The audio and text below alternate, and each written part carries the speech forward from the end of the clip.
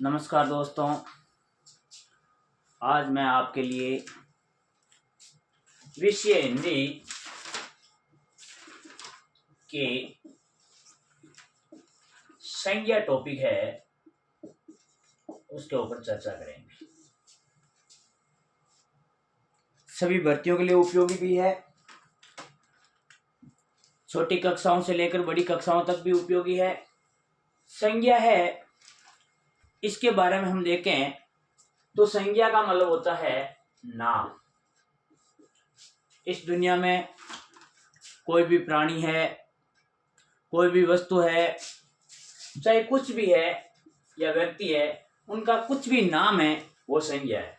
चाहे कुछ भी देखा जाए, ये मेरे हाथ में मार्कर है, पेन है, ये पेन संज्ञा है, या कुछ भी है जैसे मोबाइल है, ये भी संज्ञा है। इससे दुनिया के अंदर कोई भी नाम है वो संज्ञा है।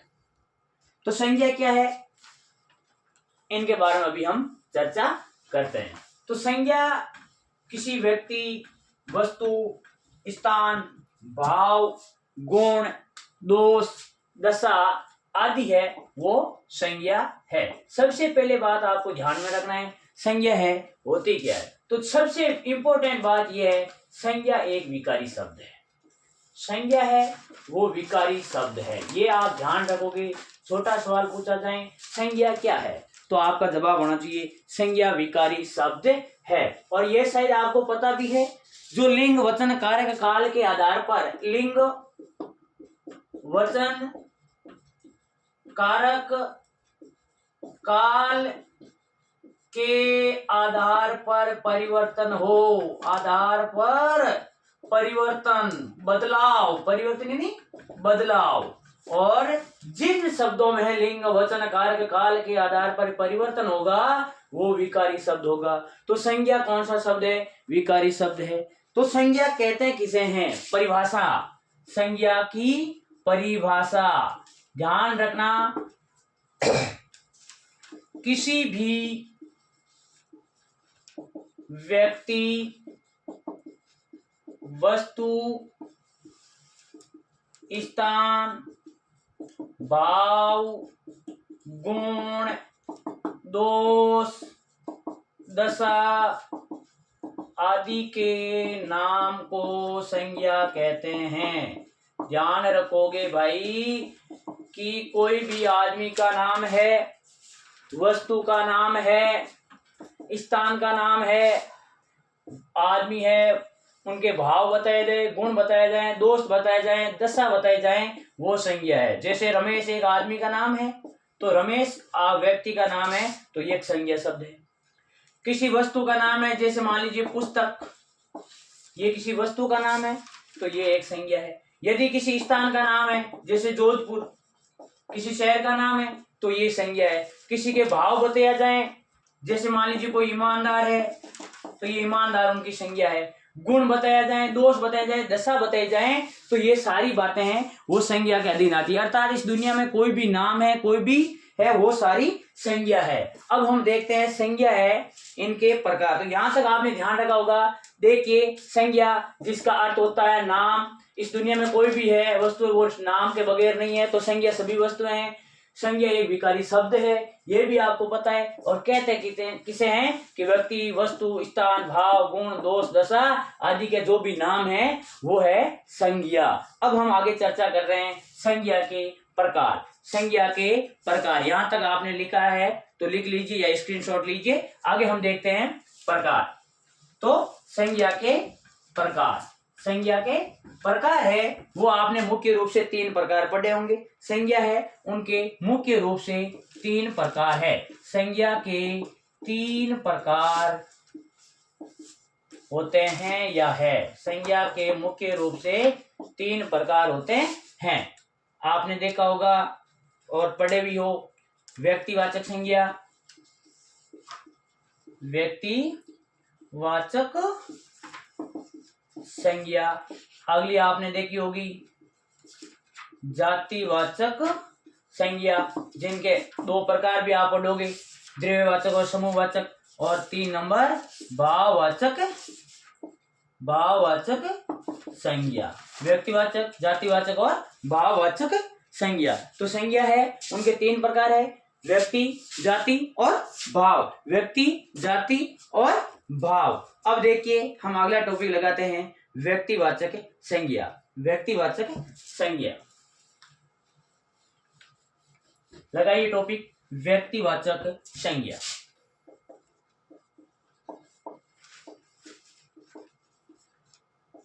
व्यक्तिवाचक संज्ञा, किसी विशेष व्यक्ति के नाम का बोध करवाया जाए वह विकारी शब्द, ध्यान रखोगे विकारी शब्द होता है, वह विकारी शब्द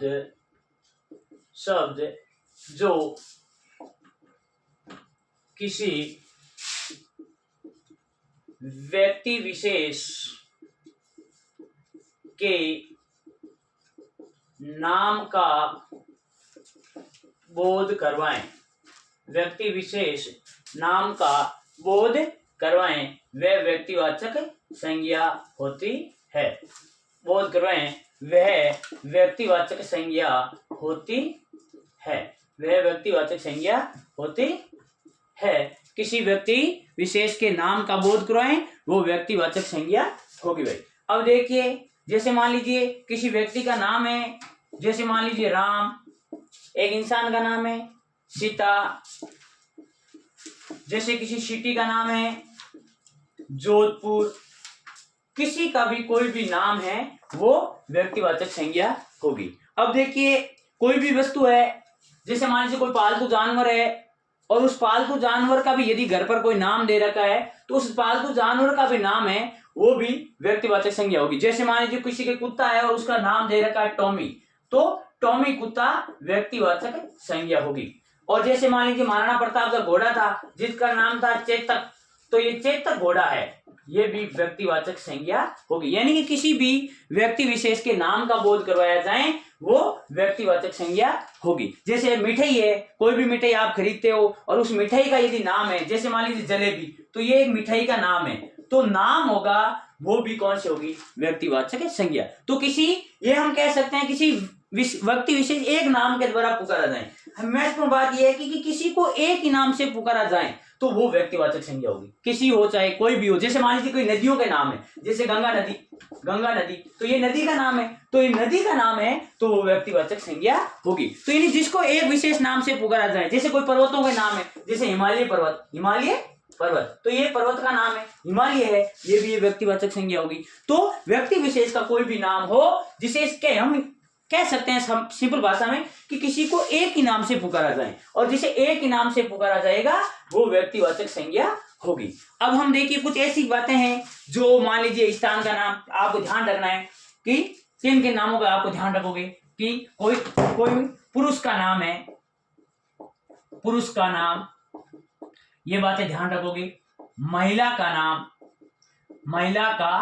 नाम, यदि कोई नदियां हैं, नदियां का नाम, यदि कोई पर्वत है तो पर्वतों का नाम, यदि कोई जानवर है और जानवरों का यदि कोई नाम दे रखा है, जो घर पर नाम दे रखा है उनका नाम, यदि कोई मान लीजिए पत्र पत्रिकाओं के नाम, पत्र पत्रिकाओं के नाम, आभूषणों के नाम, जिस किसी के भी नाम है, ये इमारतों के नाम, महलों व इमारतों के नाम, यानी कि हम कह सकते हैं किसी भी का कोई भी नाम है वो नाम होगा व्यक्तिवाचक संज्ञा। अब यहां तक आपको शायद समझ में आ गया होगा। एक बार देखिए कि किसी भी व्यक्ति विशेष का नाम हो वो व्यक्तिवाचक संज्ञा होगी। और इसमें एक खासियत ये भी है कि ये शब्द है वो एक वचन होते हैं, ये ध्यान रखोगे। व्यक्तिवाचक संज्ञा का शब्द है वो एक वचन होता है, और इसे यदि बहुवचन में बदल दिया जाएगा तो ये जातिवाचक संज्ञा का रूप ले लेगा। यहां तक आप लिखिए। हम आगे के टॉपिक के बारे में चर्चा करते हैं कि आगे क्या पढ़ना है, कैसे पढ़ना है। देखिए अगला लगाइए जातिवाचक संज्ञा। जातिवाचक संज्ञा,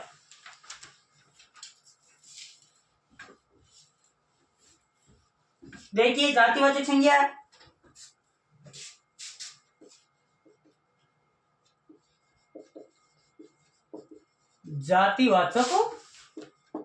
संज्ञा वह विकारी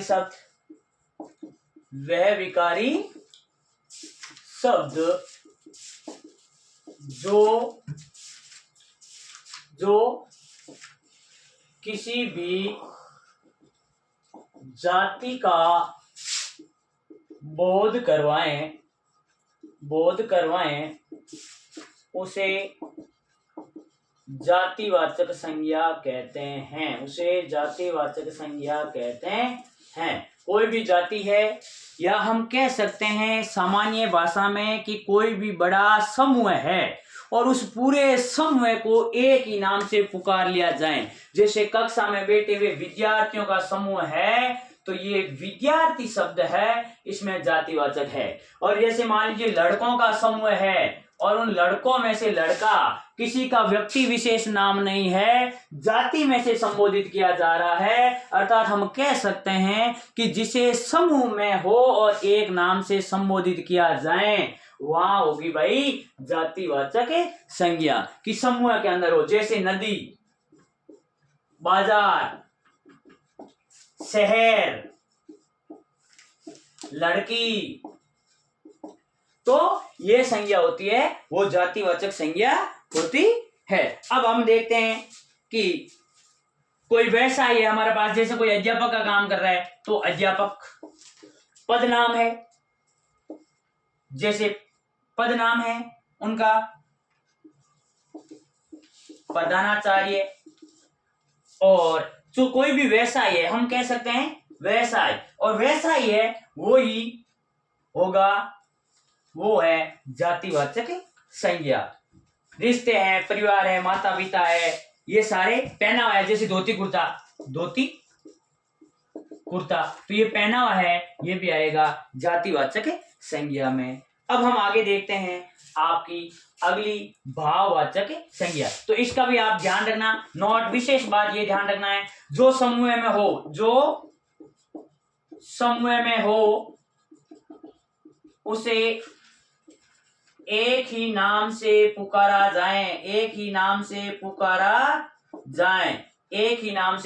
जाए, वहां होगी जातिवाचक संज्ञा, चाहे कोई भी है, समूह बना है। अगली बात ये भी ध्यान रखोगे, ये एक वचन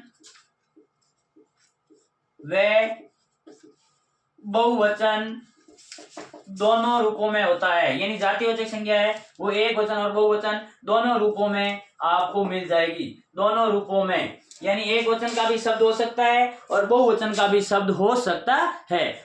और व्यक्तिवाचक संज्ञा है, उनको यदि बहुवचन में बदलते हो तो आपकी आएगी जातिवाचक संज्ञा। अब हम अगला देखते हैं भाववाचक संज्ञा। जहां भाव की प्रधानता हो, वह विकारी शब्द जो भाव का बोध करवाएं, गुण का बोध करवाएं, दशा का बोध करवाएं, वो होंगे भाववाचक। तो अगली संज्ञा है भाववाचक संज्ञा। वह विकारी शब्द जो किसी व्यक्ति के भाव, गुण, धर्म, दशा आदि का बोध करवाएं, वो संज्ञा होती है भाववाचक। जहां भाव की प्रधानता हो, बोध करवाएं, वो संज्ञा भाववाचक होगी। जो वह विकारी शब्द जो किसी व्यक्ति के भाव, गुण, धर्म, दशा आदि का बोध करवाएं। जैसे कोई व्यक्ति है ईमानदार है तो ईमानदार शब्द में भाववाचक संज्ञा, और बेईमान है तो बेईमान में भाववाचक संज्ञा। चोरी भाववाचक संज्ञा, गरीबी भाववाचक संज्ञा, मिठास भाववाचक संज्ञा। तो हम ये कह सकते हैं सामान्य सी बात में, वे शब्द जो कोई भी वस्तु है उसको हम सिर्फ और सिर्फ महसूस कर सकते हैं, हाथ भी नहीं लगा सकते, नहीं देख सकते हैं, उसको सिर्फ और सिर्फ महसूस किया जाए, वहां होगी भाववाचक संज्ञा। जैसे मान लीजिए बचपन है, बचपन इसको महसूस किया जा सकता है। बुढ़ापा, गरीबी, मिठास, स्वाद, तो जिसको हम सिर्फ और सिर्फ महसूस कर सकते हैं और जो महसूस किया जाएगा वो भाववाचक संज्ञा होगी। तो भाववाचक संज्ञा है वो भी ये ध्यान रखोगे सदैव एक वचन में रहती है, एक वचन में। भाववाचक संज्ञा है वो सदैव एक वचन में रहती है और भाववाचक संज्ञा को यदि बहुवचन में बदल दिया जाएगा तो वो संज्ञा जातिवाचक हो जाएगी। अब कुछ विशेष बातें हैं उसके बारे में भी हम चर्चा कर लेते हैं। जैसे मान लीजिए जातिवाचक संज्ञा के दो प्रकार हमने देखे, एक होता है समवायवाचक और एक है द्रव्यवाचक। समवायवाचक और द्रव्यवाचक। समवायवाचक और दूसरी है द्रव्यवाचक। जो समूह में हो, समूह का बोध करवाए। जैसे मान लो लड़के हैं और लड़कों का झुंड बना हुआ है तो ये समूह का बोध कराए। जैसे कोई सभा है, सभा एक झुंड बना हुआ है, सभा है, वो समूह का बोध कराए। द्रव्यवाचक वे जो पिघलती हो या पिघलाने लायक हो, जैसे जल है, घी है, ये सारी द्रव्यवाचक संज्ञा में आएगा। अब हम चर्चा करते हैं जो थोड़ी बहुत विशेष बातें हैं उनके बारे में भी अब हम देख लेते हैं। जैसे देखिए व्यक्तिवाचक संज्ञा हमेशा एक वचन में रहती है। व्यक्तिवाचक संज्ञा सदैव एक वचन में रहती है। व्यक्तिवाचक संज्ञा सदैव एक वचन में रहती है। व्यक्तिवाचक संज्ञा कभी कभार किसी जाति का भी बोध, यानी कि कई बार किसी व्यक्ति विशेष के जाति से संबोधित किया जाए। यदि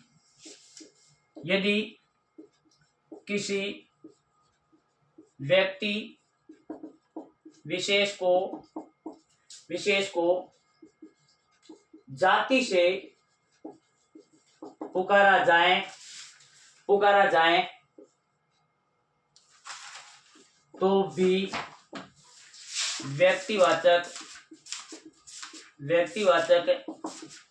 संज्ञा होगी। जैसे इसमें उदाहरण समझ सकते हो, बेनीवाल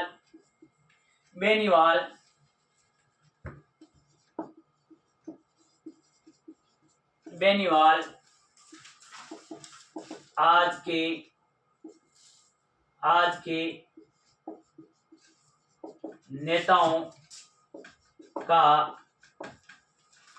अच्छा लीडर है। बेनीवाल एक व्यक्ति विशेष है, उस व्यक्ति विशेष के जो जाति है उससे संबोधित किया जाए तो इस बेनीवाल शब्द में व्यक्तिवाचक संज्ञा होगी।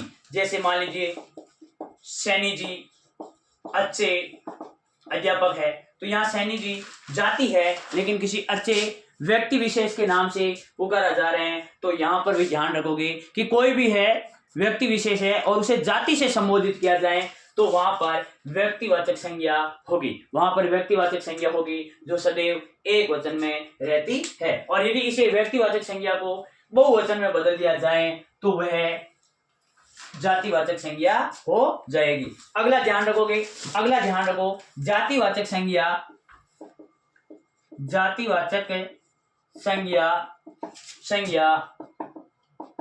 दोनों वचनों में रहती है। जातिवाचक संज्ञा है वो आपको दोनों वचनों में देखने को मिलेगी। और कई बार क्या होता है कि कोई व्यक्ति विशेष का नाम हो और उस नाम को किसी दूसरे को उस नाम से संबोधित किया जाए तो वहां पर भी वो नाम होते हुए भी जातिवाचक संज्ञा होगी। जैसे घर घर में सीता रहती है, तो यहाँ सीता है वो एक महिला का नाम है, फिर भी यहाँ व्यक्तिवाचक संज्ञा नहीं होकर जातिवाचक संज्ञा होगी क्योंकि सीता जैसी अन्य महिलाओं को बताया गया है, तो यहाँ जातिवाचक संज्ञा होगी। ध्यान रखोगे कोई व्यक्ति विशेष का नाम है फिर भी उसे किसी जाति से द्वारा संबोधित किया जाए तो वहां पर भी भाई होगी जातिवाचक संज्ञा। अब आगे हम देखते हैं भाववाचक संज्ञा। क्या ध्यान रखना है, भाववाचक संज्ञा सदैव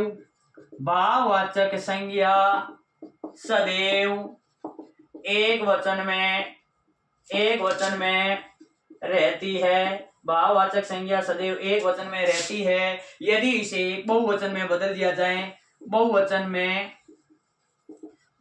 में बदला जाए तो वह शब्द जातिवाचक संज्ञा का हो जाएगा। वह शब्द जातिवाचक हो जाएगा। ध्यान रखोगे कि भाववाचक संज्ञा है वो एक वचन में रहती है और यदि उसे एक वचन को बहुवचन में बदल दिया जाएगा तो वो जातिवाचक हो जाएगी। इसका भी आप ध्यान रखोगे। भाव की प्रधानता होती है, ये हो गया भाववाचक संज्ञा।